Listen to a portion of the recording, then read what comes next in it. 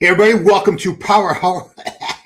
Starring, yeah, what a way to start the show. Me, Ron Harris, and my co-host with the most, Giles Tiger Thomas. Today we're talking about, of course, the Arnold Classic is happening 2 weeks from today.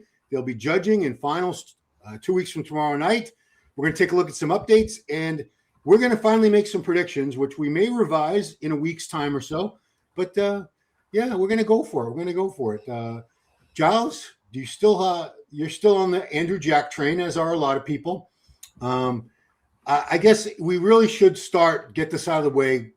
So Hadi Choopan is an Arnold Classic champion. He's, along with Andrew, he's the favorite to win this. But the past couple days, yesterday in particular, was a huge day on the internet. Announcement was made and has not been confirmed, not at all, that Evogen Nutrition has dropped him. So it's been reported on a bunch of outlets, but we have heard crickets from Hadi himself and from Evogen Nutrition. So would you expect, if it was fake news or if it was real news, either way, wouldn't you expect some sort of post, something by now? Yeah, I think it's real. Otherwise, like you said, I mean, you put it perfectly. They would have said something, would have put something out instantly. I did see on one of the posts, Brian Powers, the co-promoter with Arnold, he said it's fake news. And I'm thinking Brian is probably going to have the inside scoop. He's probably going to be, and he said it in capitals. So I'd imagine he wouldn't say that unless he had concrete, information. So I think it's real. To be honest, I'm not that bothered because he's lost potentially a sponsor, which means he's going to lose a paycheck for 2 or 3 months because someone of his magnitude, he's going to get picked up by another company, likely an American company. It could probably work out the best for him in the long run because he might be able to get an even better deal. You don't know. Because I know people are kind of freaking out online. I'm like, guys, like, yeah, it says Evogen end partnership. We don't know whether even Hani was prepping Hadi last year. Was he? Because obviously Hani announced his retirement from coaching, but that was only last year, wasn't it? Well, it was right after the 2024 Olympia. So theoretically, it could be possible that they haven't worked together since then, although most people seem to think, and I agree with that he's secretly been coaching him this whole time, just unofficially coaching him. So 24. So it means he was likely coaching him for the 25 Olympia. I mean, he would have. Thing is, people would know either way because he would have been with him backstage. He would have been. I mean, I wasn't at the Olympia. You weren't. So do you know whether? I think it would have been noticed if Hani, because you know Hani and Hadi, because he flies in, he's training with him. They're pretty much glued to each other. So I can't actually quite recall what the situation was. But regardless, he did very well last year at the Olympia. He won the prejudging. Yeah. So with or without Hani, it's not like his physique's going to fall apart. So like I said, even if he is working with him and secretly, he did great at the Olympia last year. Many feel he should have won it. If he wasn't, then, he's bringing this kind of package and, there's plenty of people that can prep him. So for me, this is a bit of it's not a non-story. Because I think we're all interested in the story behind it. We're interested why they've dropped him because at the end of the day, he's their golden goose. He's their number one athlete. He's a huge name. And also, as I was saying before we started filming here, in terms of Evogen, I can imagine Evogen, because all you need with the supplement, I've been working in the supplement industry on and off for 26 years. All you need is one good territory around the world, and pretty much you've got a pretty good business. So Hadi, with his influence just in Iran and the Middle East, even just product sales, because I'm obviously good friends with Kamal, and Kamal for many years was used to distribute supplements in container loads. He's been doing this for like 20-30 years. It's how he made a lot of his money to set up a lot of his businesses. Because he used to buy off of couple of the companies I used to work at, and he was putting in huge orders. So all you need is 1 or 2 good territories. So basically, what I'm saying is, if Hadi, with the pressure of everything that's been going on with the Iranian people and everything, if they've lost business, or say Evogen has lost a big distributor because of what's been going on with Hani and this, supposedly supporting the leader and all that. The obviously who's been slaughtering tens of thousands of their own people in the streets. it's going to really. I think my gut feeling tells me, because obviously at the time of recording this, we have very, very limited information. I think it's to do with that. I think because if you lose a distributor that accounts for 30% of your turnover, and you've seen how it's been like a stone dropping. It's not been a gradual sort of thing. This has been like they all love him. Now they all hate him, and that's going to reflect in the product sales, which is then going to affect the distribution. I mean, I hope it isn't, because I don't want to see companies take those kinds of hits. I mean, we saw the video of Hani literally and his wife literally crying into the camera over the people being killed, because obviously the Iranian stuff, the Persian background or whatever, they've obviously got. They've probably got people that were killed. Do you know what I mean? They probably know, or families, or there'll be some sort of connection there, even if it's just the love for your people, your home country and stuff. So I think it's connected to that personally. I think it's connected to those two things. What do you think, Ron? Yeah, I think it's a combo of both. I mean, for sure, Armin Adibi, who does podcasts with King Kamali, and they both have strong ties to people in Iran. Yeah. I think Armin's also Persian. They said Armin was saying it was all business. It was sales had dropped drastically. Yeah, they are. So yeah, I mean, if you're paying him, I took a while. I just pulled this out of my ass. I said, I bet it's about $250, maybe more, but let's just say it's $250 a year. Yeah. You're giving a guy $250, and he's now costing you millions of dollars. Yeah. It's any business, anyone who owns a business would recognize that that's just a horrible way to run a company, and you would cut your losses and get rid of them before it gets worse. Ron, that could be the difference between a company being profitable and not profitable, because you kind of got a lot of eggs in one basket there by having an athlete like Hadi, who is was so loved in his own country that if something like this happens and overnight everyone just turns. I mean, say it's a $10 million a year turnover company, and you lose $3 million of turnover instantly. Because I'm trying to think of any instance where I've certainly not in the companies I work with where that kind of that drop. I've seen it on upturns, like when Ronnie joined BSN. In 1 year, it went from a $10 million a year company to 100 million turnover. Wow. Yeah, that's why Ronnie had the highest paid contract of, it was at the time, it was groundbreaking. The money he was being paid, they signed him on that, was it a several-year deal? And this was in the day when they only ever did 1 year deals. And it was just as the whole supplement contracts were really starting to explode, because, trends change. Like now we have athletes getting equipment company sponsors, where they're getting gyms full of free equipment and stuff like that, and partnerships. And it's like, you see how... now there's so many more endorsements that bodybuilders can get. Back in the day, it used to be supplements and publishing contracts. Like MD would have, half a dozen, 10, 12, bodybuilders, the George Farahs, the Bob Chicks, the Dan Solomons, the Pete McGolfs, the people like yourself, people on staff that would, have contracts. And, but now obviously publishing's gone, and now the industry evolves and changes. Now we can make money from social media. We didn't even have social media back in our day. Right. So yeah. Yeah, I mean, we don't know, and I'm going to text Hani, and I don't know if he'll answer me back, but I would love to hear his side. I don't know if he's willing to go public. It's such a touchy subject. That country is in such turmoil right now, and him and his wife are both. I think Hani immigrated here as a small child.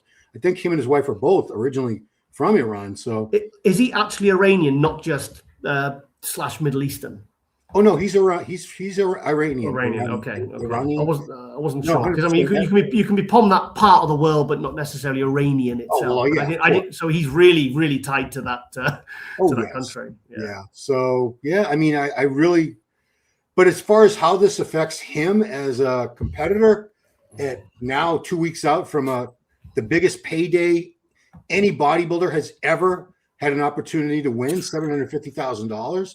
How will this affect him? I mean, the fact that these updates, and some of these that we're looking at are fairly old. I mean, the newest one we saw was like a 5 week out point. He's looking very, very good. I think This was 3 weeks out, this shot. So this was probably earlier this week. Yeah, he looks like he's right on track, whether Hani is coaching him or not. And he's going to have to be his very best to beat Andrew Jack. I mean, he's deadly. He's very formidable. There's going to come a time where nobody's going to be able to beat Andrew Jack. And, that time might be coming much sooner rather than later. But I mean, I'm rooting for both of them. I'm seriously rooting for Hadi because of the backlash. This guy's trying to prepare for a huge contest, and he's always had the support of his whole country behind him, and now that's been ripped away. He now has them hating him and taking down his pictures and burning his pictures and calling him all sorts of terrible names and disparaging his character because he hasn't spoken out to their satisfaction enough against the Islamic regime that's in control and it's been murdering their citizens. Yeah, but Ron, come on, you don't need the support of your country to get ready for a bloody bodybuilding show. I mean, I used to get ready for bodybuilding shows I always used to do them, compete when I was single because I didn't need any support. Sometimes when you're training, eating, sleeping, anything else outside is just a distraction anyway. So, I know they make a big deal of it. I do it for my country and stuff like that. They're kind of not really. He's doing it for the prize money. He's doing it because he's an athlete.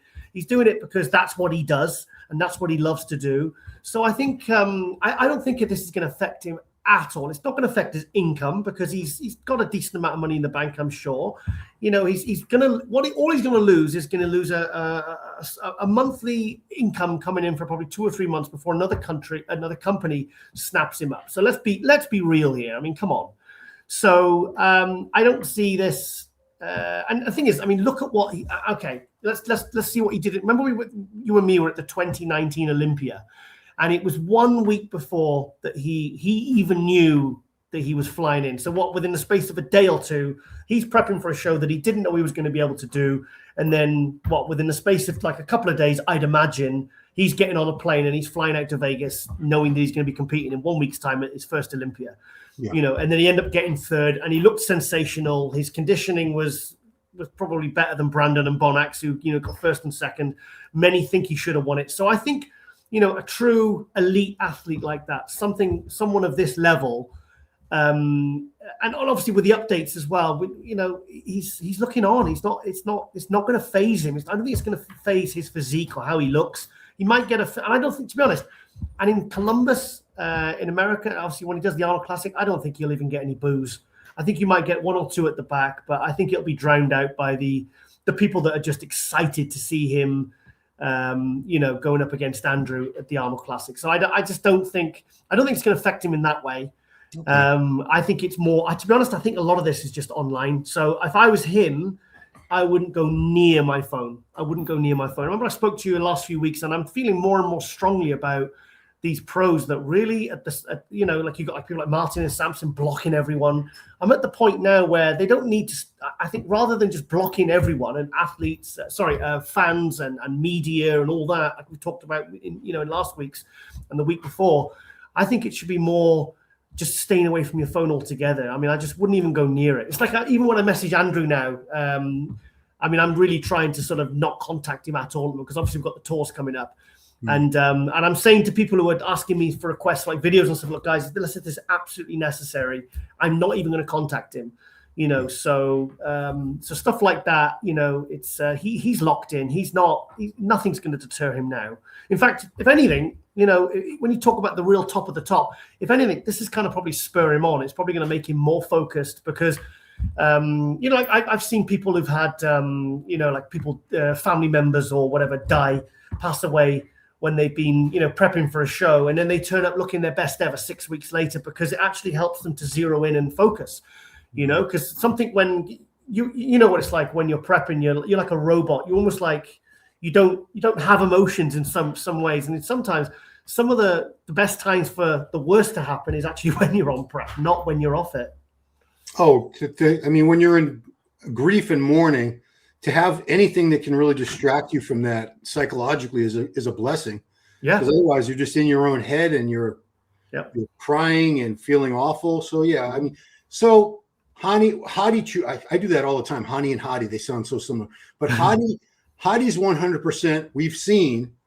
I don't think we've ever seen Andrew Jack's 100%, and his 100% keeps moving up, keeps improving. So that's the question now, because I still think it's what a horrible thing to say, but it's a two-man show in my head.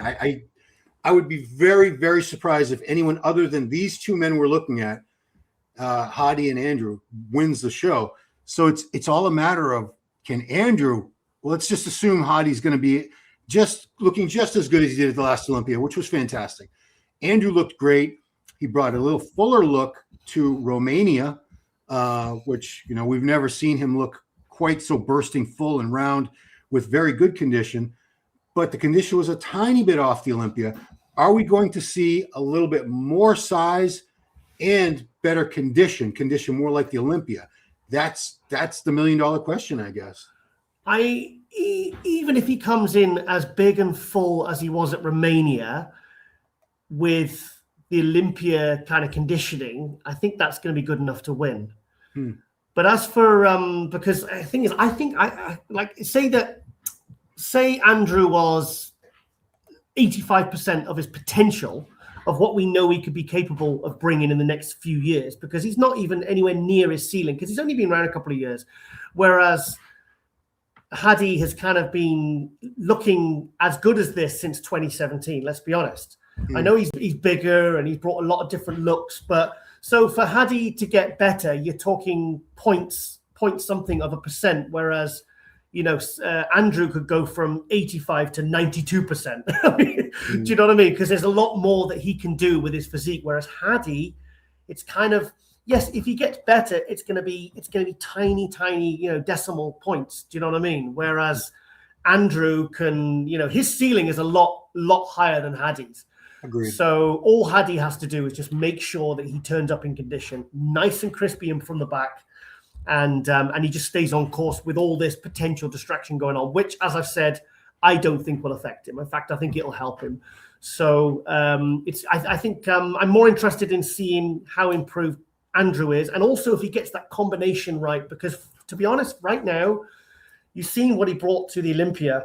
Like if you take his legs, for example, he loses a lot of size of his legs when he dries out, and and he doesn't want to over carb and overfill, because if that midsection goes, then, because it's not just tight midsection, but it's nice, it's flat, it's very detailed. But I don't want to see him lose his legs, or like we've seen with guys like Wesley, like people say he's got bad legs. And so I'm telling you, he ain't got bad legs. It's just that he loses them in those last few days, which we see a lot of athletes do. So if he can get that fullness to conditioning ratio right, I don't think Hadi's going to touch him, honestly. But it's whether he's going to bring in. If you compare like how Andrew looked at the Arnold Classic last year to how he looked in Romania, it's almost like two completely different physiques. So I'm just kind of hoping we find a happy medium with nice full legs, the nice tight midsection. He comes in nice and full and hard, but without, because so far, I don't think he's actually got it right. I don't think he's got it right where he actually comes in dry and hard enough to do well at like a big show like the Arnold Olympia, but ever actually kind of always looks a bit stringy. But then we saw in Romania, he comes in nice and full. The only knock on Andrew from Romania was his quads weren't quite as dry as they were at the Olympia, but they were a lot fuller. So I think this look here, if he can just come in with slightly drier quads, I think it's a wrap. I really do. So we know that you're a good friend of his trainer right now, Kamal Elgarni. I'm going to call him his trainer. Mm-hmm. Have you been messaging? Has Kamal said anything to indicate, that he's bringing something better than we've ever seen before? Because Kamal would tell you straight up yes or no. No, I haven't. Okay. I haven't. To be honest, I have been meaning to do so, Ron. But funny, I should have done it this morning, really. But I will message him today. And like I said, if it's because there's a few hours between recording this and it going on the live, I'll see if because Kamal usually will respond pretty much immediately, unless he's actually asleep or training Andrew. But also, I was chatting to Chris Cormier's guy on Real OG, talking about, because he said I was the first one to give public sort of acknowledgement to what Kamal is doing, because we feel like Kamal isn't getting the credit he's deserved here, because you saw if Kamal is responsible for what happened here in Romania, Like those changes were quite drastic. And that wasn't just, like I said, an issue of fullness. I think that was an issue of actually gaining muscle. I mean, people are disagreeing with me and people are agreeing with me, but I mean, for me, I'm pretty certain that he actually gained muscle, and that was not just fullness. Yeah, so that's something, like I said, I've never seen before. But I just really, really hope. I just want to see what he looks like with the, like I said, that kind of crazy fullness he had in Romania, but just that little bit dry, especially in the quads, you know, and the glutes and the hams were fine, but I just love to see that little bit of dryness without his legs kind of shriveling up, because I mean, I just hope that Kamal and Chris Aceto really keep a close eye on him, because I just want to see it personally, just for myself. I mean, forget about winning or whatever. I just want to see what that looks like, a 300-pound bodybuilder with that men's physique type midsection, the crazy tight midsection. I mean, it's going to be something to see. It's going to be like Samson, how Samson looked when he won the Olympia, like that. You know, when they come out the finals and you're just like, wow. You know, Flex Wheeler 98, Flex Wheeler 93. Ronnie, 98, 99, that kind of just like that iconic look that is just going to be admired and talked about for years to come. Dorian 93, I think it's going to be something like that. I think it's going to be of that magnitude for not just Andrew fans, but bodybuilding fans, because when you get somebody this big with this kind of shape and these kind of lines, when it's all brought together perfectly, which I think with Chris and Kamal, I think they're capable of doing it. It's going to go. The crowd's going to go nuts, mate, and I'll be going nuts as well. Oh, I mean, when he walks out on stage, it's just going to be mayhem. Yeah, so many people. I do want to just, the elephant in the room is people are going to, in the comments, any video I do that Andrew is part of, they're all about oil and synthol and everything. And looking at those arms, they're crazy big, and the shape is astonishing. But I remember the Larry Wheels videos from 2020 and 2021, before Andrew was quote unquote even a bodybuilder. He had never competed. He was a guy who had done, I think, CrossFit for a while, and he was just starting to focus more on weights and trying to build his physique. Even then, I remember, geez, look at the arms on this guy. These are better than like 95% of all the IPB pros, and this guy's never even stepped on a stage. So they're a little bigger now because he's put on some size in the past 6 years, as you would expect. But I don't know. I don't see it. So, you guys want to blast me? Go ahead. Well, look at look when he's doing the lateral line extensions, not the close grip bench. I mean, you can see like all the fibers in the inner head of the big bulky part of the tricep. He does have crazy muscle bellies. Like Flex Wheeler. Like if you look back at Flex Wheeler 93. He was smaller, but he had those crazy, like it's mostly in the triceps, the chest and everything. He's just got crazy development. I mean, I don't see what I see in like Hadi's shoulders. I don't see that, because the muscle does move properly. It contracts, it moves, it's separated. And also when he does that most muscular, you can see all the separation between the brachialis and the bicep and everything. And me, I mean, I'm not, just because I'm friends with him and stuff, it doesn't mean I'm not looking. But I don't know. Maybe does pin the area. I don't know, but it doesn't look bad to me. I just think he does have crazy muscle bellies, and I've seen those arms up close. Bloody, he was sat next to me in the bloody car for a week. Do you know what I mean? And most of the time he had like a sleeveless top on, and he just like, I mean, I know he crashed a couple of times, just like, just triceps hit me in the head every time he was taking his jacket off once in the car, and I was like, next time you're gonna have to do that when you have to get out of the car to do that, mate, because bloody arms are in my face now, because they're just ridiculous. But some guys just have crazy genetics, crazy muscle. But I don't know. We're probably going to blow the comments up now by saying that. But I don't see the horrible shine and the lack of detail. But if he's doing it, he's doing it right. That's all I can say. Well, we've both been called fucking idiots before, so no, nothing new. Every day. The dumbest thing I did regarding this whole thing was saying, wow, look, he's training with Hadi Choopan. Remember when I did that? Oh, God.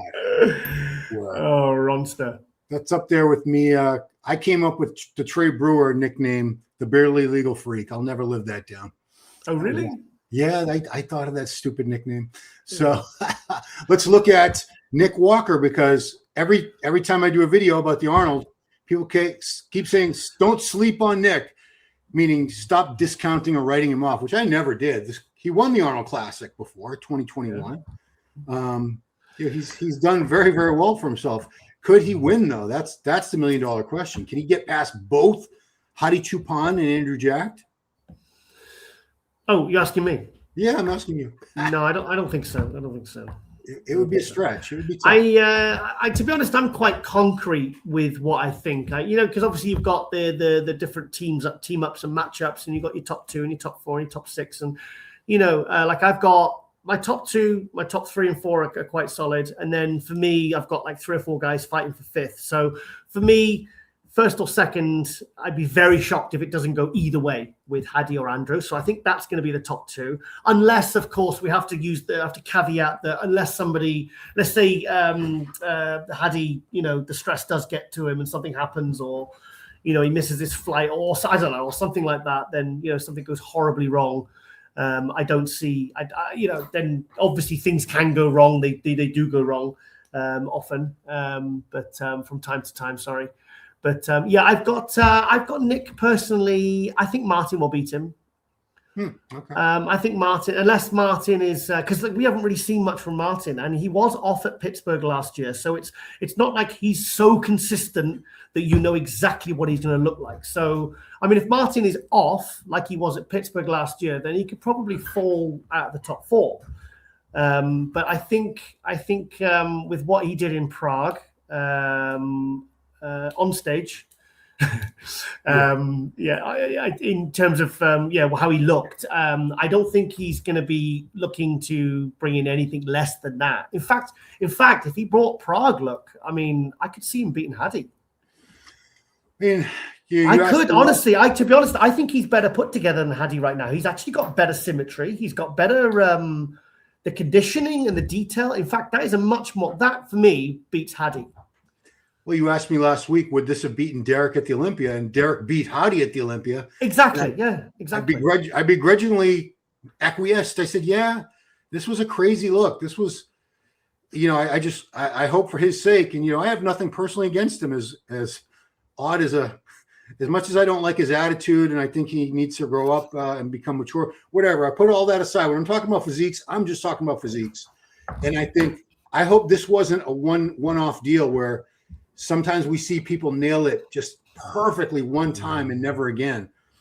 If he can duplicate this, doesn't even have to be any better than this. I mean, no bigger and no harder, nothing. If he can duplicate this, he does have a legitimate chance of winning this Arnold Classic. I was just about to ask you, actually, do you think you can duplicate this Prague look? And I'm literally studying it now as you're playing it. I mean, that was peaked beautifully over both days. But for me, that's a more pleasing, more aesthetic physique. Because another thing I said about Martin in 2024 was, remember when he because he didn't get the invite to the Arnold Classic. And then he went and did Detroit and looked sensational. And I think probably the Arnold organizers were thinking, shit, we really should have invited this guy. Yeah. I've never seen it before where I'm sure I could think of an example if I really thought and slept on it, where somebody gets bigger, but they also get more aesthetic. Because Sean Roden was one when 2012, when he really started putting size on, his aesthetics actually improved. Normally when guys get bigger, they get bigger, yes, but they just lose that little bit of aesthetics. The guys that when they were amateur and they turned pro, they had really nice aesthetic physiques, and then they feel they have to get bigger to be able to be competitive as a pro. And usually that is the case. But here's a guy that actually managed to do both. He actually managed to get bigger and more aesthetics. So I like this look because it's very well balanced. Hadi's got imbalances in his physique now that necessarily he didn't have before, but he is still very, very deadly. So if we got Andrew winning, I could see like a second and third, a call out with second and third fight, with between Hadi and Martin. I would love to see that.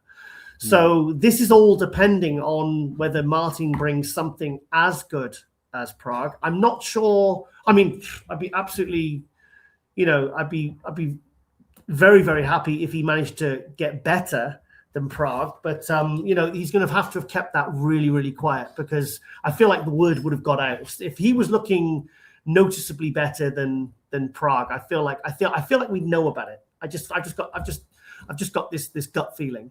So He's been very, very, what's the word I'm looking for? He hasn't shown much. We've not seen one full body picture or video in this prep. And even though we're both blocked, I do have plenty of people that can send me screenshots and so forth. Ron, he's been quiet. He's been quiet in one way, not quiet in another. And we want the opposite, mate. We don't want to hear you slagging us off. We want to hear about, and see how you're looking, mate. So the thing is, all that does is distract away from what we really want to know. We just want to know how he's looking and how he's doing, because when we do these prediction videos, I don't know whether he's going to look like he did in Prague or whether he's going to look like he did in Pittsburgh last year, because we don't want to see him crash and burn. Because if he's on an upward trajectory, we want to see that continue. We want to see him, continuing to get better and better. Not like Samson, where he, last year and he fell back, and we were kind of hoping he was going to look as good, if not better. So nobody wants to see these guys looking not as good as they did when they took a step up in their last show, which is what basically Martin did. So I really want to see. I want to see an all-time. We want to see all these guys at their best, obviously, and if they can come in improved and their best ever, then it makes the show that much more exciting, especially when they've got this kind of prize money. And we want to, obviously the promoters and everyone is going to want, and the fans are going to want to see these guys deliver, because it's like, guys, you've got to work for this money. Do you know what I mean? If we're putting this kind of prize money, Jesus Christ, we want to look at Nick. It's like, sorry, So, oh God, I see what you mean. Well, okay then. Okay, I'll quickly say, just for pass over, if Martin can look as good as he did at Prague, if not better, I've still got him third. Okay. So what if Nick, who's coaching himself, what if he brings that streamlined waistline that he used to have a couple of years ago? He won't. He won't? Okay, well. You can't tell from the updates that he posts. They're very carefully curated, as most updates are. But, even leading into the last Olympia, his waist looked a lot smaller on Instagram in the photos he was taking than it did on stage, which I don't know if that was an actual carb up issue or if we were just being sort of misled by the way the update photos are looking. But I don't know. I think there are two shows. It's going to be Hadi versus Andrew, assuming they're both 100%. And I think it's going to be Nick versus Martin, another. And I don't know who's going to come on top. Martin right now is on paper, he's ahead of Nick, but Nick's beaten Martin many times as well. I think it's with Nick. I'll be honest. I don't. I think the problem is a lot of fans and people, not fans of Nick, but fans of bodybuilding, are basing how they think Nick is going to do by what they're seeing in his updates. And I would say 3 out of 4 times with most athletes, you can gauge how somebody's going to do by what they put out on their updates. With Nick, I just feel like I've been misled visually so many times, because we see the pictures of the bathroom picture with him angling the phone down. It makes his waist look small. Everyone then gets excited about how he's brought his waist in, and then he gets on stage and then it's worse than ever. I personally go from how he looked and how he did at the Olympia, basically the last big show he did, base that upon what is realistic of what you can do within the time from the Olympia to the Arnold Classic. So I never ever get overexcited or disappointed or whatever with Nick's updates, because I just don't find that, from experience of where I've seen so many shows of him posting these pictures and videos to then what he brings, unfortunately I'm programmed to basically not go on them. I just don't I don't tend to base my opinions of how he's going to do and predict upon what I see from those updates. So going on that, in fact, could he even struggle to get fourth? It all depends. One thing that did give me pause was when he posted a few days ago. Yeah. So this was less than 3 weeks out. He posted that he was 280 first thing in the morning when he wakes up. And Mike Cox can confirm this, because Mike says he's 5'6". Because Mike says I'm 5'6", and we were totally eye to eye the last time we were around each other. So that's too much weight. I really wish he would dial it down to something closer to like 255, maybe.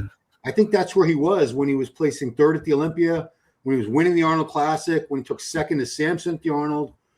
280. It's not about height and weight, but you don't need. He's somebody that being bigger he passed that point at that last Olympia. Now you're too big, and your midsection is suffering for it. You got blocky midsection, and it looked awful. To me, it just detracted from the physique. He's stubborn, isn't he? I mean, personally, I think this is why probably he burns through so many coaches, because I think maybe if I was coaching him, I'd say, look, let's analyze what happened at the Olympia, how you looked, and what we can do moving forward. I would have said to him, don't do the Arnold. Let's go do a later show, like an August show or something like that, and use that as a couple of shows so you make sure you qualify for the Olympia. But we like Rulli did in what year was it? 2000 whatever. 2013. Yeah, 2013, where it's like, okay, we really need to take a minimum 6 months, and we take active.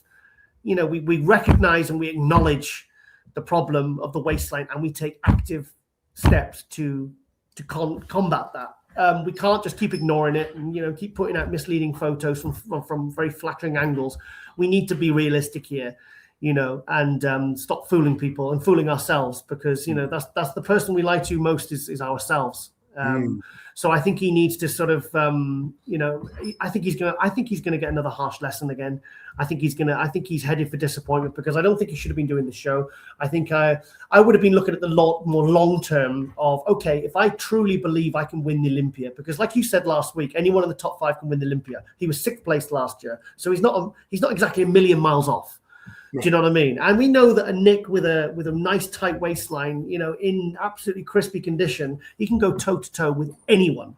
And on a good day, we've seen look how Brandon Curry went from 5th to 1st. I know we didn't have Rami and Phil and all them and other guys, Sean Roden, but we know what can happen. So we know that there's no dominant champion at the moment. We know that there's there's 6 guys there that can realistically win the Olympia, Nick being one of them, if he fixed certain things and came in absolutely bang on. But I just don't think he's going to achieve that. I think he's going for the prize money.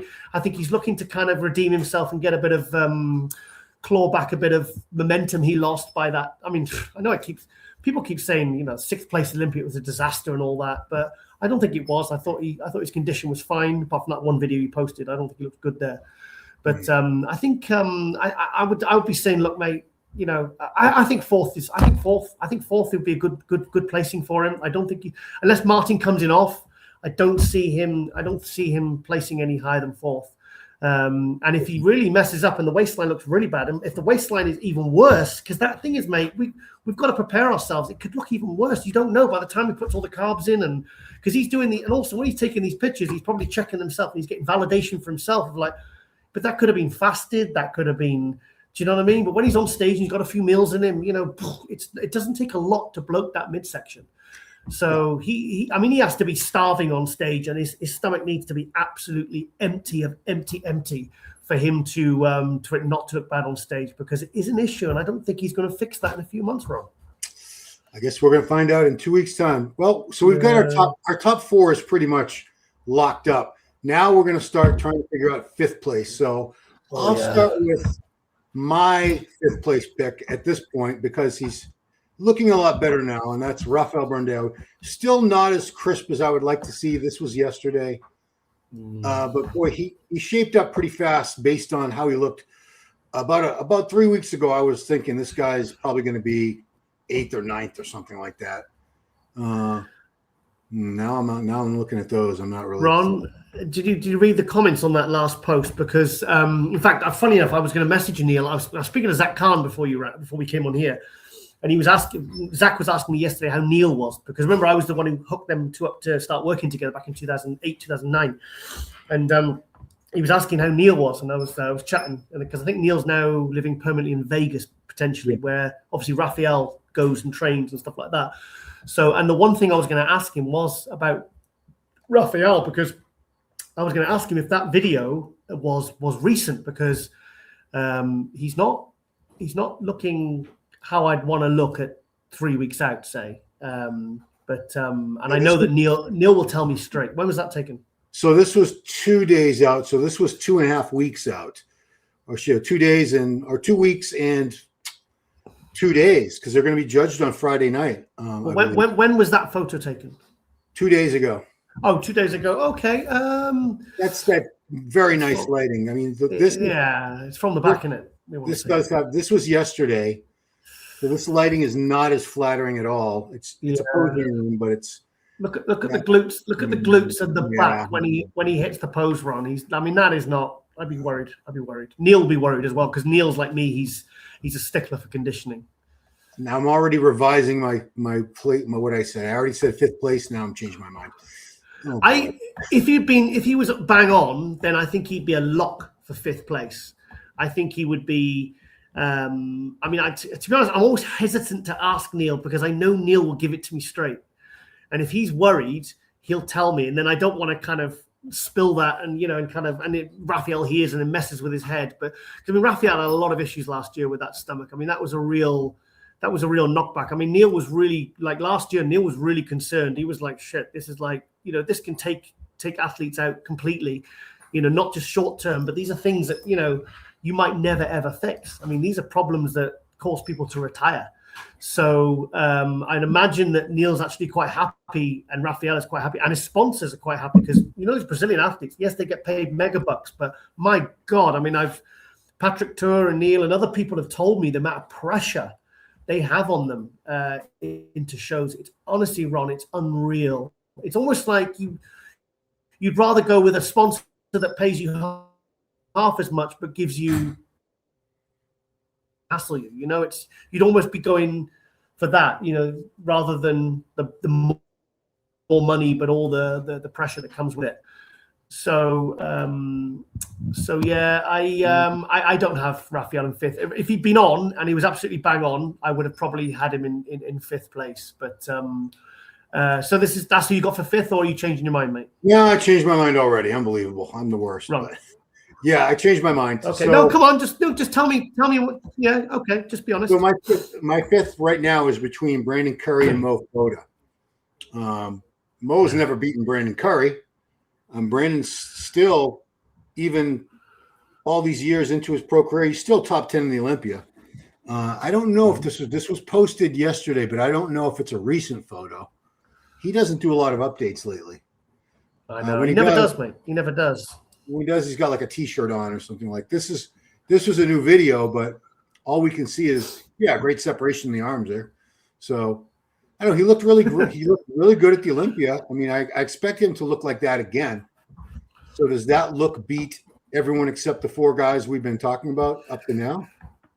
Well, I had 5th place as a battle between the 3 you've just mentioned: Mo Foda, Brandon Curry, and Raphael. That was my battle for 5th. But if I'm pushed, I'm going to message Patrick as well about Foda because he's looking to be 7 pounds heavier than we last saw him on stage.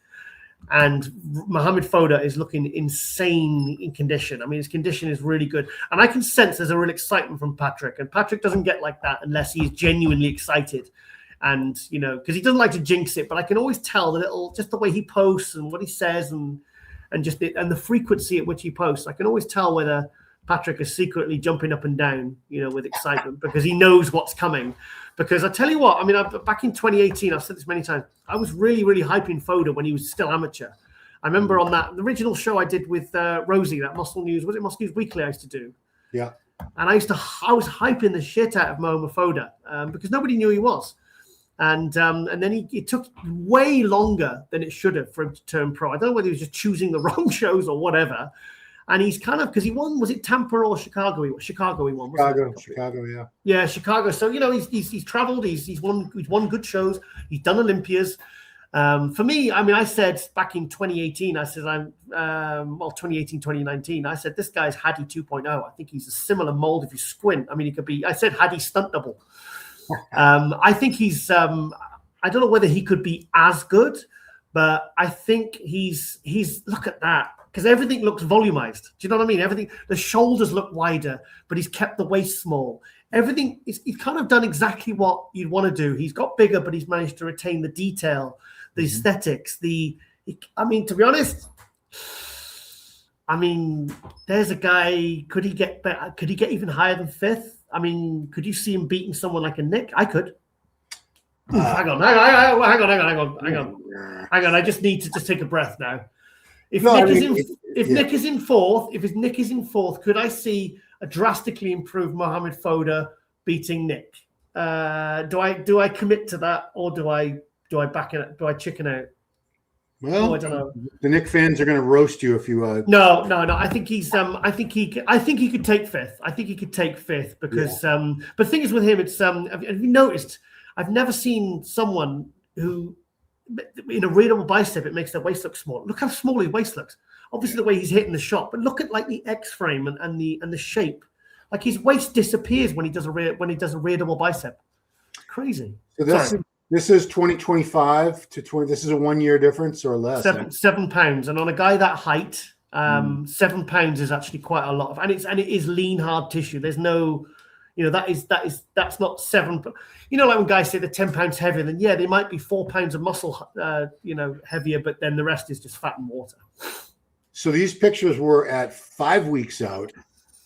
These pictures we're looking at, well, the one on the right, I should say, the one on the left is before Dubai Pro. Looks a tremendous difference. So that was July of 2025. So this has been done in a pretty short amount of time. He doesn't have a weak, Ron. He doesn't have a weak shot either. No, he doesn't. I mean, look at that. Yeah. I mean, I like that shape better than Nick's shape. And he's got plenty of mass. I mean, nobody's going to outmass Nick Walker, but shape and structure, these things do matter in bodybuilding. It's not all about just who's the biggest guy up there. He is almost like I mean, if he is like a sort of Hadi mold, I mean, even like, I don't know, Hadi 2017, 2018, is this similar? I think I still think Hadi's better. Yeah. But if you talk about in terms of progression, but I mean, you don't know what he's going to look like. I mean, that front lat spread and everything just looks, it's impressive because he's gained quality tissue, and it's like you said, it's real. He hasn't lost any detail, hasn't lost any aesthetics. He's lost no lines, no everything. Everything just looks. It's the kind of gains you want to make, Well, you can look at his back, the rear double, because that was his weakest pose before. Even in Dubai Pro last July on the left here, you can see it's pretty shallow there in the lower lat. Yeah, the lower part of his lats. He's thickened that up considerably in a short amount of time. So he's gone to work, hasn't he? He's gone to work. It's all about eliminating your weak points. Yeah, he's really improved, man. He's really. I mean, that's about as successful an off season as you can get. I mean, thing is, that looks really good for Patrick because since working with Patrick, he was a good pro. Like when like with Samson, and then John Meadows and Milos came along, and then they just go to another level. It's like this is what you want to see happen when a certain coach, the right coach, gets with the right athlete, and it just works. You want to see the magic happen, and I'm telling you, this is where the magic has happened because this is, wherever Mohamed places, this is gonna be a really successful showing for Foda. And saying that, I think I'm just trying to think if I haven't beaten Brandon. Yes, I've beaten Brandon. Yeah. Oh no, no, yeah, I'm gonna have him fifth. He's my dark horse for fifth. And Giles definitely doesn't hate Brandon, guys. Giles and Brandon have been toured together. They're not on. Love Brandon. So, all right. Well, there's our fifth place. So now I probably have Brandon in sixth. Yeah. So I guess I would throw Raphael. I'm now that I'm looking at those recent updates. Neil, because I had Neil on very recently, and Raphael did get sick. I think earlier in the prep, and it took him a while to bounce back from that. So, we'll see what they can do in a couple of weeks. But oh shit, we've missed that Tonio, mate. Well, Tonio's not in the show. Oh shit! Hang on, what? Yeah, Tonio. Hang on, no, sorry, I remember. No, I remember. Yeah, but why did they? I don't know why they didn't replace this with a different graphic. They've had plenty of time to do that. I mean, they're on the ball. They don't screw up like that very often. Because do you know the system they have? The athlete isn't necessarily prepping for a show. Like I've heard, I think it was James Hollinshead last year. He didn't know he was even prepping until he got the invite. So then he's like, okay, I've got the invite. Now I can start prepping. And I'm thinking, because it's almost like they just automatically sent the application. and then they just kind of forget about it. But like, it's like, surely you'd already start prepping, even if you're getting ready for different shows. Like, say even, okay, I'll get ready for Detroit, but I'll put my application in for the Arnold and then just hope for the best. But it seems like a bit of like the last year they did the 212 in 2018 when they only had 7 212s. And it's like, well, we invited 10 and only 7 showed up. It's like, well, invite more guys then, because you know that if you know that a certain amount aren't going to, like Tonio saying, well, I had no intention of doing the Arnold, then have a backup, have a system where you let the athletes know, look, guys, you're not second choice, but we do have a first choice. But just to let you know, you're on like with the point system, that, there is another chance to be invited, not just because obviously the Arnold is an invite show, not a qualifying show. Yeah. So I think they should have like a secondary list. Maybe they do. I don't know. I've no knowledge on this, but I feel like they should have a secondary list of guys that say, look, okay, then if so-and-so, if one of the guys like Tonio or Akim decides not to do it or wants to pull out for injury early on in the prep, or say you've got or who's doing Detroit, have a list of like throwing out, because I mean, if someone's getting ready for Detroit and they 10 weeks out from the Arnold, something happens and they get an invite to do the Arnold, then they're probably going to jump in and do it, in all fairness. So I think because I don't want to see like 9-10 guys showing up to the Arnold Classic. I want to see a minimum 14, 15 guys. Well, it's never more than 15. I think that's their absolute cap for any division. Yeah. What's your feelings on it? Do you think, because how many is actually in this show in the Open? So with Tonio out, we have, let me do some math here by counting 1, 2, 3, 4, 5, 10, 7, 8, 9, 10. So everyone made the top 10. I want to jump right into Hassan because I saw some very mean-spirited videos of other channels who are, as Martin Fitzwater say, garbage, because they'll do titles like, "Is Hassan Mostafa even dieting?" Which that's so mean. I would never make a video with that title.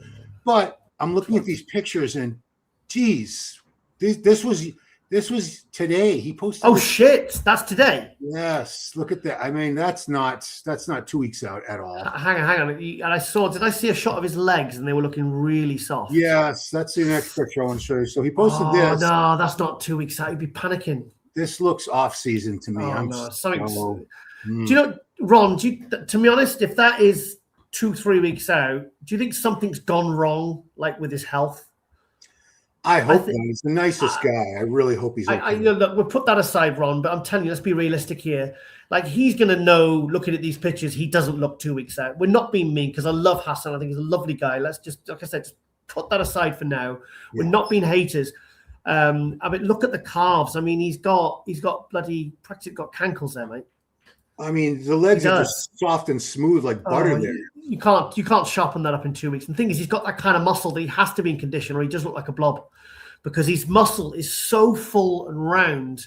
Especially with the guys, especially the shorter guys with the massive legs. How many times have you seen it at the amateurs where you see these guys with huge, huge legs who haven't quite ever nailed their conditioning but every year they're getting bigger and they show up and there's no separation in their quads. The guys are hitting ab shot and there's no abs and they're getting on stage like that. Because obviously Hassan is so gifted when it comes to actual muscle per square inch, unless he looks like he did here at Vancouver, which is how he kind of needs to look at every single show. It doesn't look good, mate. It doesn't look good. I mean, I hope he doesn't crash and burn too much at the Arnold and just turns, and people are just like, like the commentators will be going quiet when he walks out and probably elbowing each other like I've done at shows where you're like, what the fuck do we say? What do we say? You're pressing the mic button off and you're saying, like, taking the headphones off and saying to the person next to you, what do I say? You see, this is where it comes in. You've got to be quite skilled at trying to sort of not completely rip these guys a new one. I mean, could he pull it round for Detroit? I hope he's got more than a couple of shows planned, because if in say 8 weeks time he does a show and finally gets himself in condition and say qualifies, you want the image and that result to kind of burn out how he looked at the first couple of shows, because he's not going to be able to pull that round in 2 weeks, mate. No. Not a chance, Ron. And I feel bad because I love Hassan. Yeah, I mean, his pattern is that he's typically nowhere near his best at the first show of the season he does, and he keeps going and going and going. I think Vancouver was his third show. Okay. He typically gets leaner and leaner because he realizes his condition was off. When he's on, he's very, very good. But when he's off, but, he's just a big blob. But Ron, this is the Arnold Classic. You can't show up for your first show looking like that. If your first show is a small show, fine, maybe. But if your first show is the big one, and it's not like if this was like his third or fourth show, and he's looking like that now for the first one, I don't think any of us would be that bothered. But the thing is, there's only so many times you'll get the invite as well. Because if you're known, look, he knows he's not going to win. He knows he's probably not going to be a top 3 guy, even if he shows up in his best ever. But at the end of the day, it's good for him to be in a show, to be invited in a show as big as the Arnold Classic. So he doesn't want to keep showing up. He don't want to show up looking really, really bad, because otherwise they just won't invite him. And the thing is, the sponsors and everything and all the fans, they like to see their guys, even if they don't, place well at a big show like the Arnold Classic. The fact that you're being invited is an achievement in of itself. True. Well, we're looking at Akim now, and Akim at his best is very good. So this was 4 weeks ago, so this was 6 weeks out. Obviously, wouldn't expect condition to be that great at that point. The most recent thing he's posted was right here. This was yesterday, and it's only basically the standing side relaxed. So we don't have a lot to go on there, but that condition is not thrilling me either when I'm seeing that. No, he's a bottom placer guy, isn't he? Really. Do you think of Akim? You've never seen him like in a t-shirt. You've ever been sat next to him when he got a t-shirt on or something like that. It's funny because he reminds me of those big huge pros or big super heavyweight amateurs that are like off season and they're in a sweatshirt and they're that big. Like they're literally they're like 310 pounds, but they're probably going to come down to like 240. Yeah. This Akim is like that, but when he's in condition. Like the level of like the traps and the shoulders, it's kind of, he's carrying that kind of like body weight and muscle that, you expect these guys who, when they've got a ton of fat and water on them, but he's, like you said, he's just that big, I like Akim though. He's cool. Well, this does, I do think this leaves a room open for some guys to place higher than we thought, for sure. Anthony Williams, we're covering all 10 of the guys in the show. He's looking damn good, and I don't think he's going to be. I had him in last place just based on I don't think he's quite big enough. I don't think he's last place anymore. I think he's going to beat a couple names in this show. Well, Akim and Hassan, probably, yeah. He's beating Hassan. I mean, Hassan just looks.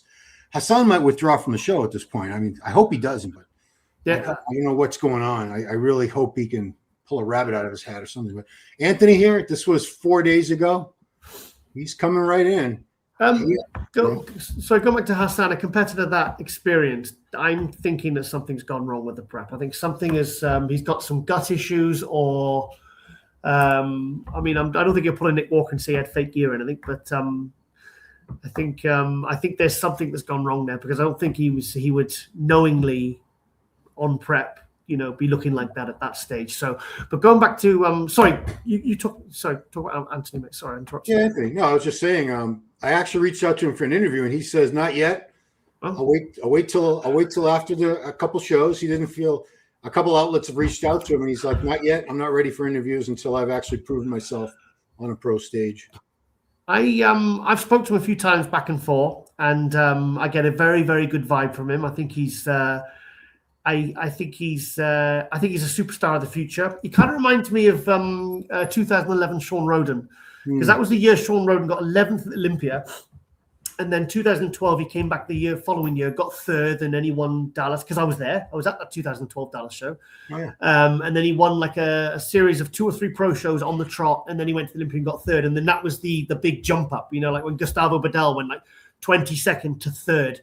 From 2002 to 2004, I think he's on the verge of like that kind of, I think this is going to be a very good starting point for him. I don't really care where he places, whether he places 8th, 9th, or 10th. I don't care. I think as long as he turns up looking good, I think he's going to make an impact in terms of, arriving and people knowing who he is and his standing and his stock in the industry. But I think potentially, if he does the right steps in this next couple of years, I think we've got a new superstar in the making here, because I think he's phenomenal. The frontal bicep, the ab and thigh, it looks like he's been almost like photoshopped. The midsection, beautiful midsection. I get real Sean Roden vibes. I think he's absolutely phenomenal. I really fingers crossed that the next couple of years, I think, are going to be very, very, as a fan, to follow this guy, I think it's going to be really, really exciting. Like following Urs the last couple of years to see his rise. It's almost like a talking point of the year. But look at it's the frontal bicep and the ab and thigh for me that make it, Ron. I think he looks absolutely tremendous. He's amazing, mate. Yeah, the waist is so small. It's the difference between the huge full arms and chest and lats and then tapering into that little waist.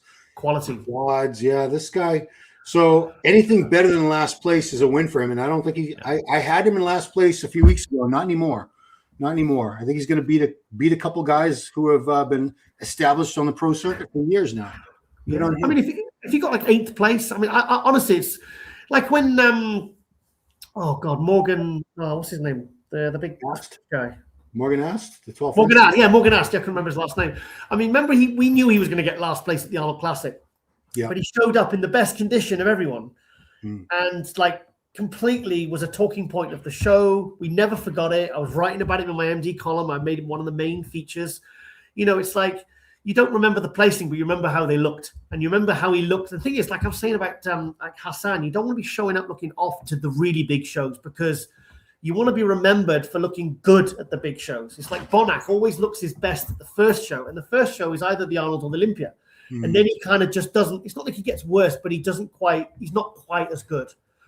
But that's how you want to have it. You want to be looking your best at the, you don't want it to have it the other way around. The other way around is disastrous for an athlete. So in terms of this guy though, I think I'm excited. I'm excited to see what he's going to do this next 2 years. So we won't talk too much about Classic, but I think we should touch on the top couple guys. We have defending champ Mike Sommerfeld. Mike also, I think, had a little bit of an illness earlier in the prep, so he was behind at one point. Did he? When I was talking to Neil, but he's got it together now. So he'll be lighter than he was last year. We know that. Last year at the Arnold when he won, because they heighted him at 5'9" last year, and I think now they have him at 5'8". So. But, the problem with the last year's Olympia was that happened. They got that announcement about having to rehide on Saturday before a Thursday weigh-in or Sunday. So they only had 4-5 days at the most between that announcement to try to get him down to a lighter weight. And now that they already know they're not going to hide him at 5'9". He's not going to try to be 212 or whatever he was when he won the show last year. People were saying they thought he was behind. Do you think he was behind? He was. Yeah. I mean, what we were looking at the couple of weeks ago, or was it last week? I mean, he was looking behind. But I mean, I spoke to Neil. Well, Neil, like I said, Neil sends those long voice notes back and forth. And Neil said like the stress of that, he says, was really, because obviously you know that the athlete's going to be stressed out about these kinds of things happening, but like the coaches as well, they carry a lot of that as well, because they're the ones responsible for bringing them in and making sure that they get to stage and they look their best and they do well in shows and fulfill and and also like predictions like this. I mean, imagine if like Mike came into the show and placed 8th or something. It's Neil that gets the brunt of that. So it's that really affected Neil. He said that was a real big stress last year. So if at least they're preparing for a different scenario, then I just hope he looks as good as we want him to, because that whole height thing was just, I still think there's still a lot of questions left unanswered with that, but let's put that aside for now. But do you think Mike's still your favorite to win? Yes. Yeah, me too.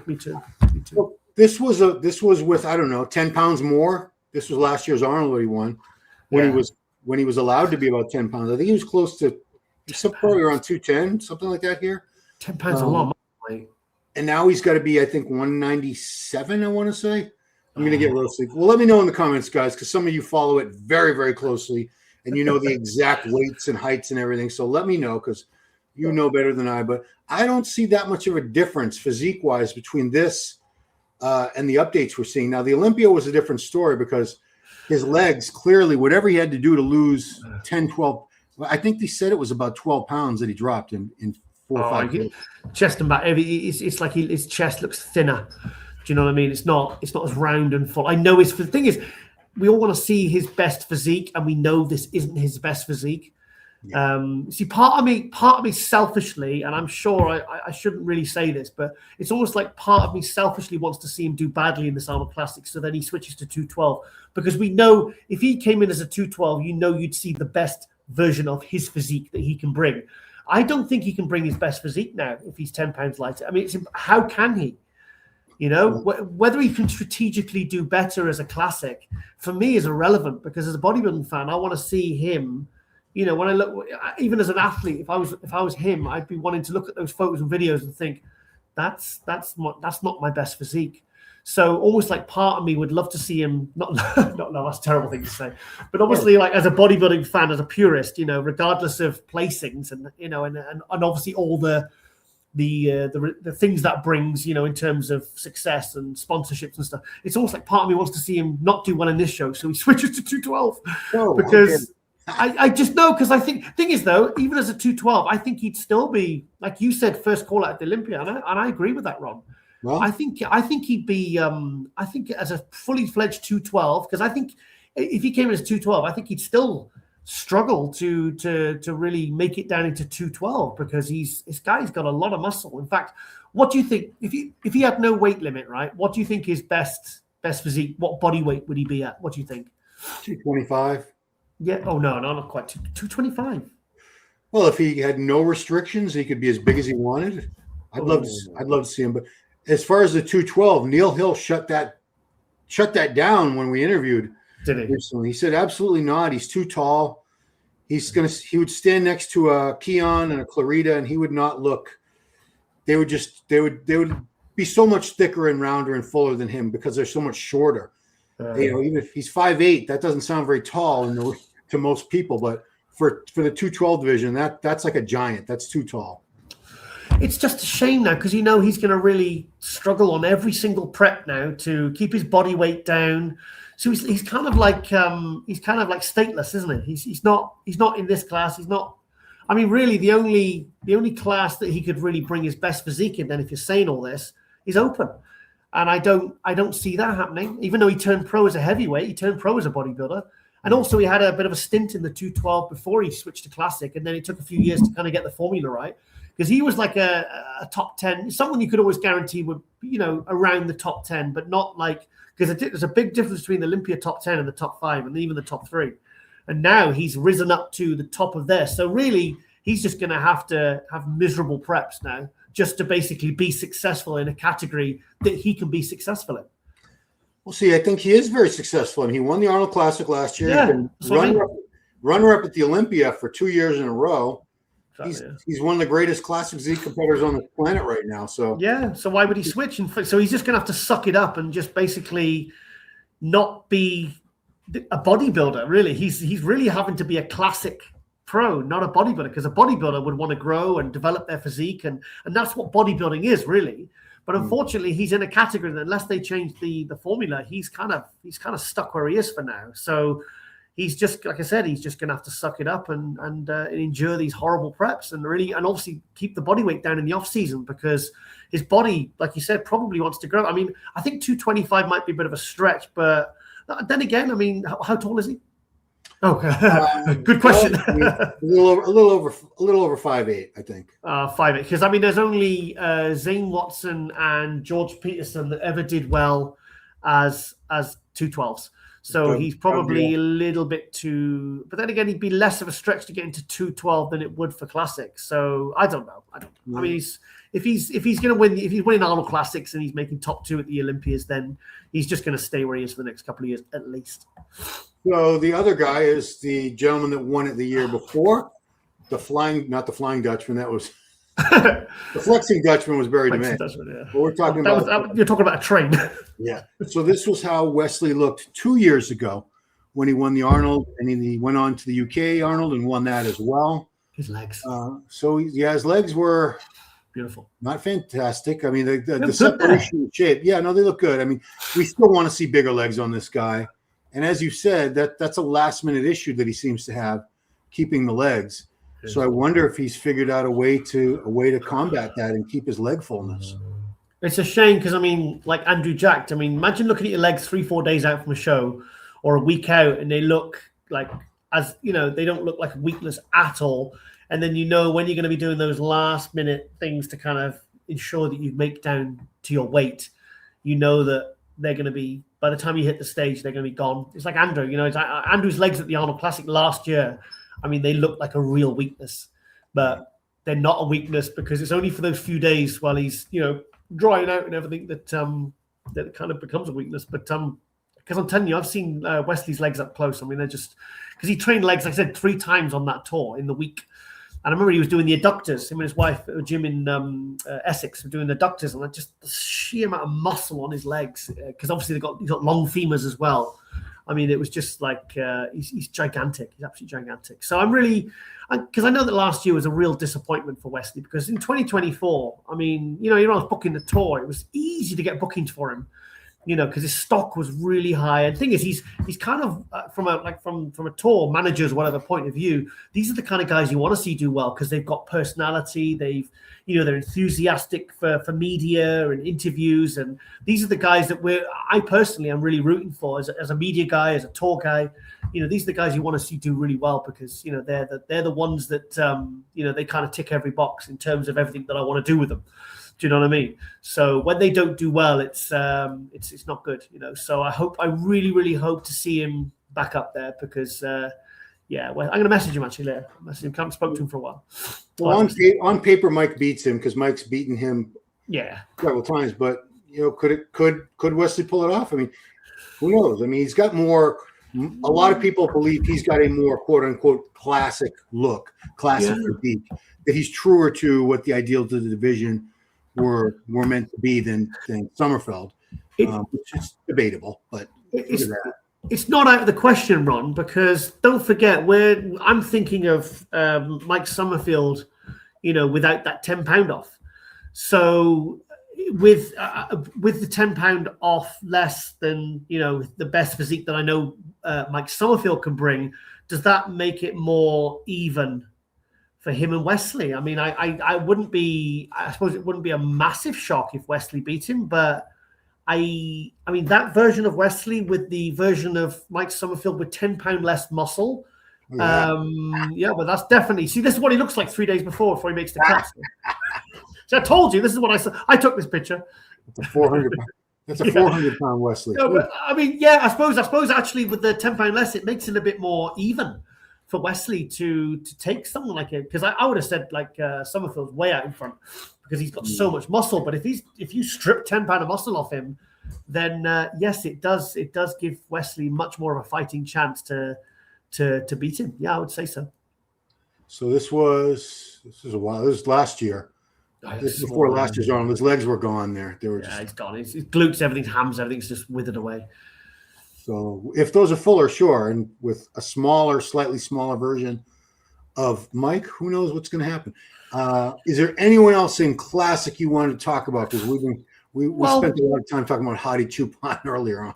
Bring up the competitor list, and I mean Kim Angel, obviously. I mean, I think he's tremendous. I mean, he really caught. I knew of him, but he really got my attention when I saw him in Prague. I just couldn't believe in the flesh. I was really surprised by him. He was absolutely phenomenal.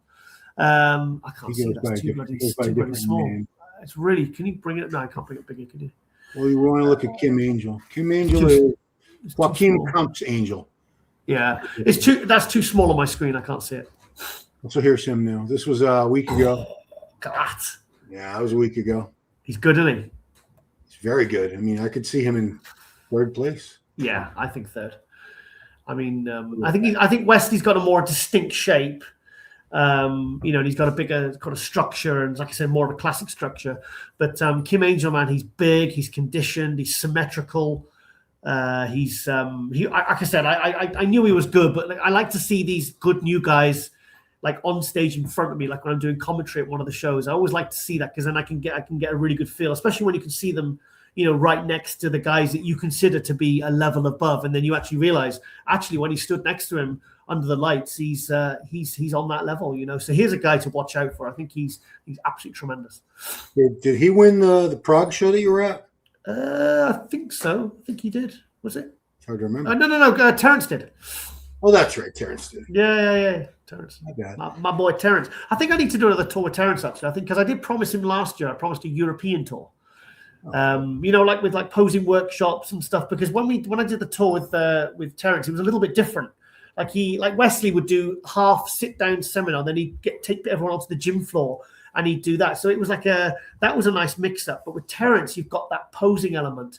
So, you know, if you come to one of my tours with Wesley and then you've been shown how to train and how to leg press and all this, and then you come to the next one in your area where Terrence is and he's showing everyone how to pose, it kind of mixes it up a bit. It makes it more, you know, rather than the standard sit down, you know, listening to Ronnie talking about the vodka and coffee story and stuff, which everyone loves, but maybe next time you want something different, you know, maybe your friend who wants to compete in Classic wants to come along and wants to be inspired, and Terrence takes them through their posing and, you know, so stuff like that. It's I'm always thinking of new ideas, you know. Of course you are. So Sam Sulek, I know Sam's not going to win the show, guys. Sorry, fans, but he is bringing a lot of attention, a lot of eyes on the show.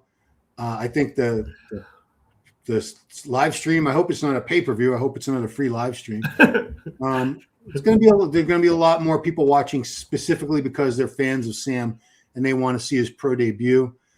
I did a video last week because I don't think he's going to be last anymore. I think he might beat one or two guys, which is not fantastic, but he didn't even need to beat anybody. Just showing up on that pro stage is a huge win for him.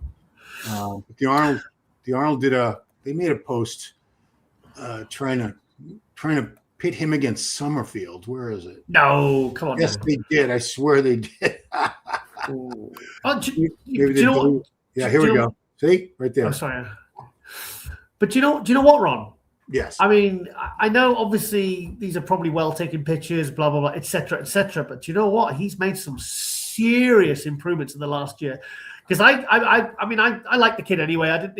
He's not really on my radar. It's not really my demographic of what I want to watch and stuff like that. But you know, he kind of had like my respect or whatever as an influencer, just talking about training and food and just being big. And because that's, as a teenage kid, you know, the kind of people he's appealing to, that would have been my jam. That would have really appealed to me as a kid, you know, because I have to put myself in their position. But as soon as he turned pro, like I was like, oh shit, it's almost like a kiss of death for him now, because it's probably best if he never competes as a pro. And then when he won the Arnold Classic Amateur, you know, then he has to be invited to he gets invited to the pro.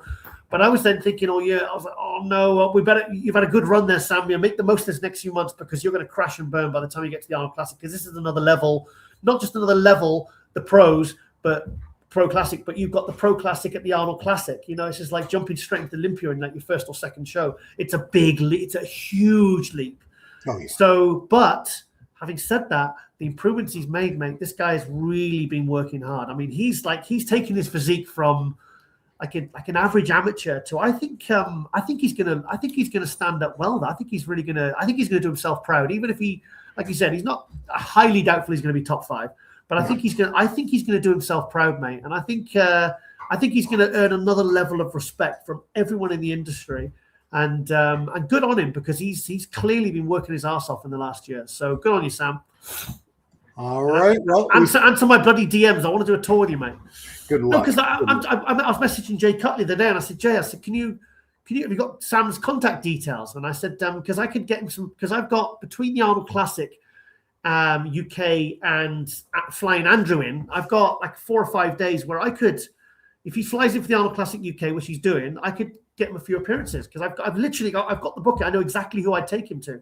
And they've already agreed, you know, if they said we can get Sam Sulek, and I've told them, like, you know, what kind of money I'd be sort of, they'll have him. So I could get a mini tour. So, but I don't know. He's all right, anybody watching that knows Sam personally, message Giles. Make yourself some De Niro, make yourself some cheddar. He's right here at Giles_Tiger on Instagram. Should be able to find him fairly easily. And also, we could maybe, if he stays the extra day, we could do like a day. We could do a collab with Andrew. Oh, there you go. Perfect. Yeah, do a video. We'll go for Nando's as well. Now, I always put you on the spot first with the predictions. We're gonna do more predictions, but I'm gonna do it. I'm gonna break that today. It's not fair that I always make you go first. So I don't care. Here we go. I'm already hated enough. This is my top 6 right here. I have Andrew winning still. Hadi in second, although I could see them flip-flopping. And I could see third and fourth. I could see those go either way. But right now, I'm hopeful. I'm optimistic that Nick is going to bring a more streamlined package. If he doesn't, Martin beats him. If Martin brings the Prague look again, I think he beats almost anything Nick could bring. But we'll see. For the Martin fans and the Nick fans, you can argue amongst yourself in the comments. I got Mo Foda in 5th place. He's looking fantastic. And I have former Arnold Classic champ. I think he won it twice, Brandon Curry, and Mr. Olympia. Yeah. That's my top 6. Okay. Tiger, Mystic Tiger says, let's see. Andrew, Mr. Jack's first. Yeah. Hadi second. Okay, so far we're on track. Martin third. Okay. But if Martin brings what he brought in Prague, I wouldn't be shocked if he beat Hadi for second. I could see stranger things have happened. Yeah, I'm telling you, because say the stress affects Hadi, or he brings something not as good as Olympia, and say Martin brings something even better than Prague. That could, in fact, he'd push Andrew. Sure. And Nick in fourth. Yeah. And then same as you, 5th Foda, 6th Brandon. Okay. 7th Raphael. Oh, you're keeping going. 8th Akim. Hang on. 7 Raphael. 8th Williams. Oh, okay. Good job. Good job. Yeah. I think you're right. I think you're right on that one. I think Akim 9th. Why are you going to keep going? Okay. And then do Hassan in 10th, because what I'm seeing there is not good. Yeah, I think that's sorry, guys, but it's okay. Prove me wrong. No, absolutely. That's Giles. So, guys, you see Giles' top 10. I was lazy. I only did 6. Giles' shoulder is killing him right now. Yeah, it's really bad. I trained him last night. I shouldn't have done it. Podcasting is terrible for the shoulders. But so that's our top 6 and top 10. Of course, guys, some of you might have slightly different top 6s, top 10s. Drop them down below. I will answer. And you want to call us brilliant, you want to call us morons, whatever. It's all good. It's only when things get really personal that I start deleting comments, but it's a rarity. Most of the time I let you guys get away with murder in the comments. So drop some comments in there and let us know what you think. And man, this has been almost another hour and a half power hour, but I can't say power hour and a half. It doesn't sound quite as cool. Power hour. Should we talk about Prince Andrew being arrested? If you'd like. Nah. No, that's huge. That's all over the news over here, because that's really, that's.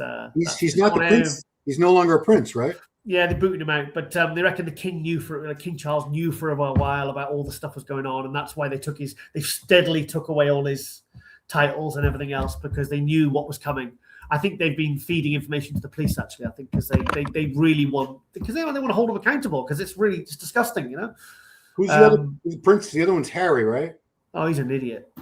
Is he the one that abdicated his prince position? Yeah. But he still wants to try and use the name when it benefits him when he's in America. I don't think he realizes that Brits can, the rest of the world will see what he's up to, and it's So she's all about the money. She's all about the money. She's a status climber. She's like not a failed actress, but she's someone that really tried to latch onto him, and Megan. $100 million deal with Netflix and all that. Woo.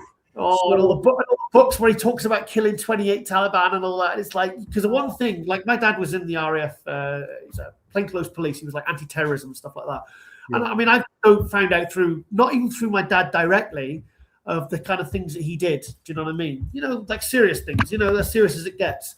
Wow. So for Harry, like my uncle ex-SAS, these people have done serious things. So for him but they never talk about it. And they never, do you know what I mean? I remember trying at my sister's wedding, trying to get my uncle drunk when he was already drunk, and trying to get him to tell me about some of the stuff about the SAS. And he kind of looked at me to say, I'll never tell you.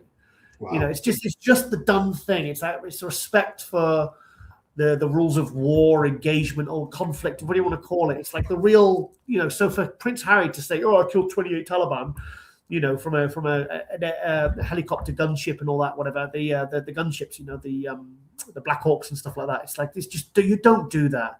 And it's probably the ghostwriter that probably extracted that from him anyway and thought, oh, I'll put that in there, but he went along with that. He shouldn't have signed that off. So stuff like that. It's just, but Prince Andrew's in big shit now. So they don't think they can get him on the old Epstein stuff. So they're getting him on some passing on when he was a trade envoy for about 10 years. And basically he was just lining his own pockets the whole time and traveling. And, because they wanted, the Queen wanted to give him something to do. So now he's just been, they've got him on passing secret information, like in an email, which they've got, which is like against the Official Secrets Act. So they'll get him on something. Like with Al Capone, they got him on the tax. They couldn't get him on racketeering. They couldn't get him all these things. They couldn't get anything to stick because no one would testify against them because otherwise they get plugged. So they got him. They'll get you on some technicality or something just to get him, just to let you know that you have not got away with everything. So, well, Giles, you're a Brit. You're born and bred. True, right? The monarchy, the royal family. Those are King Charles's only two heirs, were they not? Sorry, what? Does Charles have more than two kids, or was it just those two? That's his brother. That's his brother? Andrew's his brother. See, what a moron I am. All right, all right. So who are Charles's kids? Oh, William and Harry. Okay. So are they both? Do they both? One of them Harry gave up the position, right? So we will have a King William. We will have a King William when King Charles dies or whatever. He will pass on to Prince William, whatever. But William's a good guy, mate. He's a cool guy. Because I read that Charles had to wait longer than any other prince since they started having kings 1,200 years ago, or however long. Yeah. He's the one who had to wait the longest for the king or queen to die to take the throne. Correct. And, he's in his 80s, right? He's in his 70s, but as soon as obviously his mother died, the Queen died, and he got the position. He got all that shit with Harry, which completely distracted and detracted. Then you had all the stuff with Andrew and Epstein, and then he got cancer. It's like, so the poor guys had barely had chance to get going. So he's really he's working hard. You know what I mean? So imagine how many months out, not being able to do the engagement, do all these things he wanted to do for all the decades, because he was way ahead on climate change. I mean, I think it's all bullshit. And don't get me started on climate change, nonsense. I think he was talking about it 50 years ago, where and he was basically ridiculed for it, But now it's it's widely accepted that it is a thing, But he's So anyway, he's not had the best luck. Okay, but I didn't know if there was an heir. I can't believe I thought Andrew was his son. Oh, anyway. Well, and the thing is, we got arrested. Was it yesterday on his 66th birthday? Yes, that's awful. I mean, yeah, it's like, what? Evogen couldn't have waited 2 weeks to drop Hadi, and why couldn't they have waited until the day after Andrew's birthday to arrest him? Yeah. I mean, well, they probably did. They probably waited. It's like, it's around that. Oh, should we just wait for his birthday? Let's really make some headlines, guys. I mean, that was kind of, even if he is an awful person, that was kind of a terrible day to arrest somebody. But whatever. Did you ever see that interview he did when he says the lies he was coming out with? And he said afterwards, "I think that went rather well, don't you?" And he said because of something happened in the Falklands War when he fought. He said he doesn't sweat. He doesn't have any sweat glands. So, and then because there was the girl said, "Oh, he was all sweaty, he was all over me." He says, "Well, that's impossible. I don't sweat." Yes.